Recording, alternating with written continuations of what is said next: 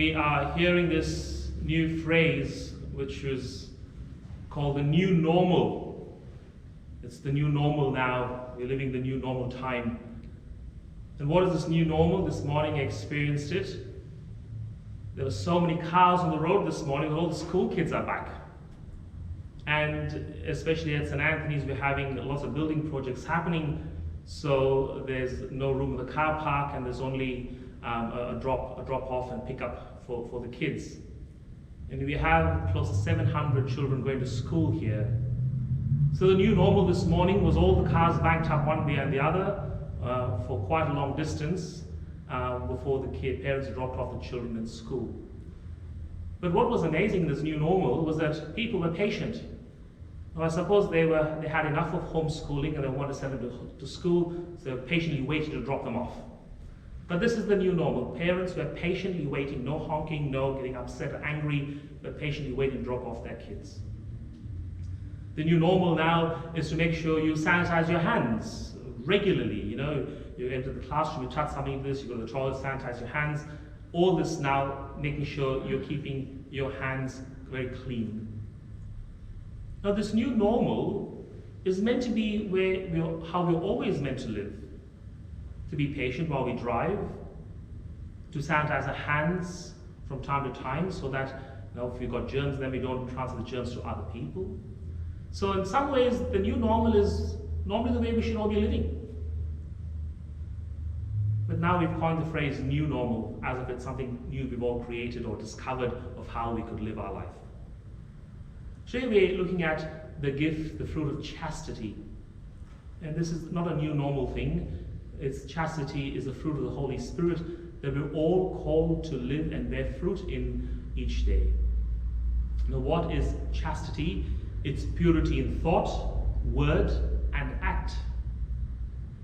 God created us to live freely and to love fully. When we misuse our freedom, we become slaves. And chastity is that fruit that enables us to live our life freely for the other. And so you see, chastity, in the world's term, the new normal, is doing whatever you want, whenever you want, wherever you want, with whoever you want. But chastity is this fruit that we're called to bear so that you and I can live freely and love fully. When we embrace chastity, we embrace all the other fruits of the Holy Spirit that allow our lives to be lived in love and to be lived in freedom. Chastity leads to freedom. When someone continues to live an unchaste lifestyle, they will ultimately become a slave of it.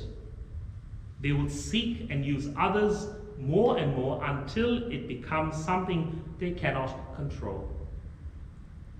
First, they thought it would bring them freedom, but at the end, it left them in bondage.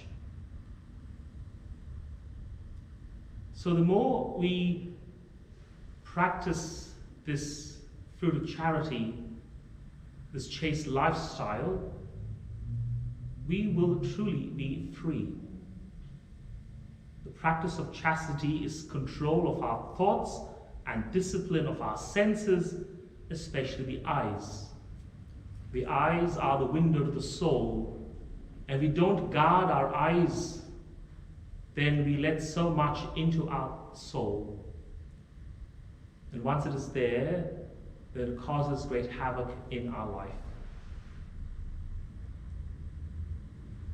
Life itself, living in this world, the new normal where things and practices and people are struggling with chastity with so much of things around them that constantly cause the senses to be tempted.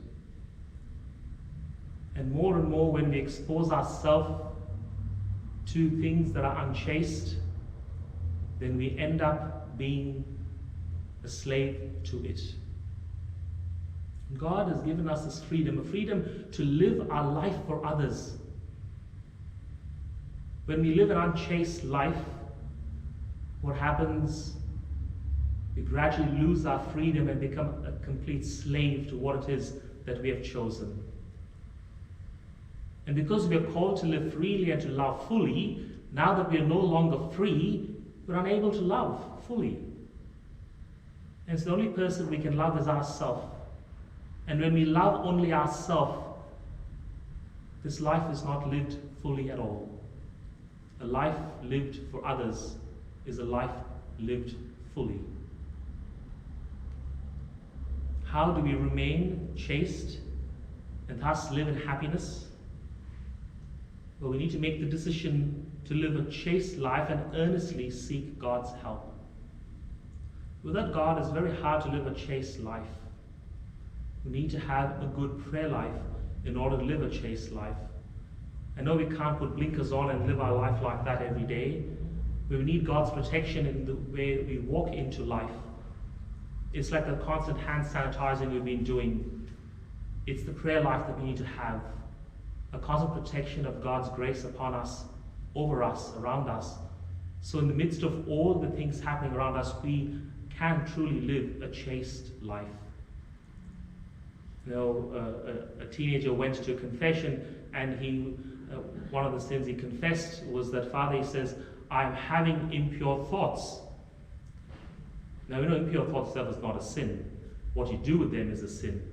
And so the priest said, my son, you should not entertain these impure thoughts. And the young man said, Father, I can assure you, I do not entertain them, they entertain me.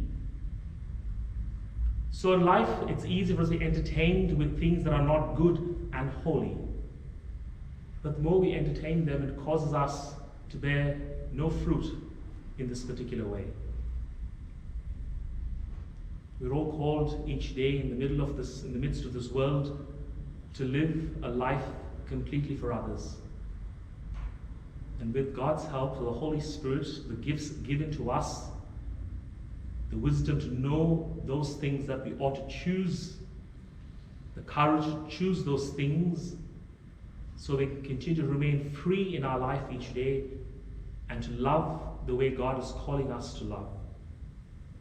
If we do not love the way God is calling us to love, then the alternative is a complete bondage to the life that we've chosen. And God created us to be free, so that being free, we can love more fully in the way we live our life. So, God knows that life, to live a chaste life in this world, is difficult.